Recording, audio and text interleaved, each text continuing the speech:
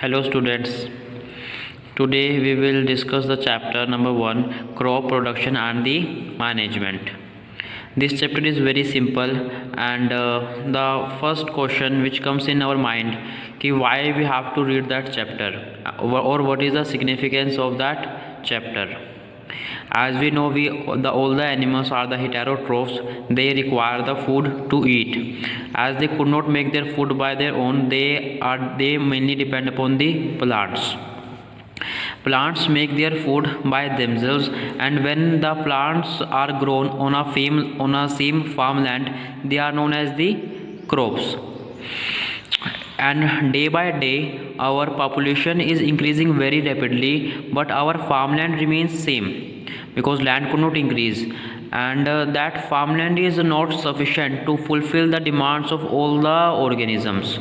So to increase the production of the food on the same farmland, we have to increase the techniques of the agriculture. So first of all, we will define the agriculture. Agriculture is the process of the cultivating the plants or the rearing the animals for the food and the other useful purposes. Like we grow the rice, wheat. This also comes in the agriculture. Or if we rear the cattle for obtaining the milk, this would also comes in the agriculture. We have the poultry farm for hens. This also comes in the agriculture. Agriculture is the main business, or we can say our India's economy mainly depends upon the agriculture. The second is the crops. Crops are the plants of the same species when grown on a large farmland is known as the crops. There are different types of the crops on the different bases. If we divide the crops on the basis of the season they grow, we can divide them into the two types. First one is the Kharif crops and second one is the Rabi crops. Kharif crops, they are grown in the month of the June or the July, and they are harvested in the months of the September and the October. And the examples of these crops are the rice, cotton and the soybean. And as you know, monsoon mostly arise in the month of the June or the July. There are plenty of the rainfall when we grow these crops, and these crops require very high amount of the water, so their water requirement is fulfilled by the monsoons. Second is the Rabi crops. The Rabi crops, they don't require much rain, so they are grown in the month of the September and the October and harvested in the month of the March.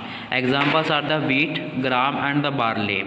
As this is the season, as this is the month of the April, and you know the wheat is available in our Cathal grain market for the purchase. Wheat is a Rabi crops. It is harvested in the month of the March or the April, and it is available in the market in the month of the April. So this is all about the Rabi and the Kharif crops. And the other topics are the manure and the fertilizers. For the crops to cultivate, we need to add some nutrients. So these nutrients are fulfilled by adding the manure and the fertilizers. Manure are mostly obtained from the animal or the plant's waste, while fertilizers are the chemicals that are manufactured in the factories. Manure, it is added in the very large amount, and while fertilizers, it is added in a small amount. Manure are bulky and they are difficult to transport, while fertilizers comes in the small bottles and you can transport easily. Manure do not fulfill the requirements of all the nutrients. For example, manure could not fulfill the requirements of all the nutrients. For example, manure has less amount of the nitrogen, while fertilizer has all the nutrients which are required by the plants. So there are some disadvantages of the manure, but one of the most important advantage of the manure is that manure did not cause any type of the pollution, while fertilizers, they cause pollution. They cause soil or the water pollution. These fertilizers are the non-biodegradable. They remain in the soil for the large amount of time. And for example, if we add the fertilizers in our field, with the flowing water, it will go in the rivers and from the rivers it would come to our homes and would affect our health. We can detect the presence of the fertilizers in our food also, so these fertilizers are not good for our health and decrease our health. So that is all about the lecture. Thank you.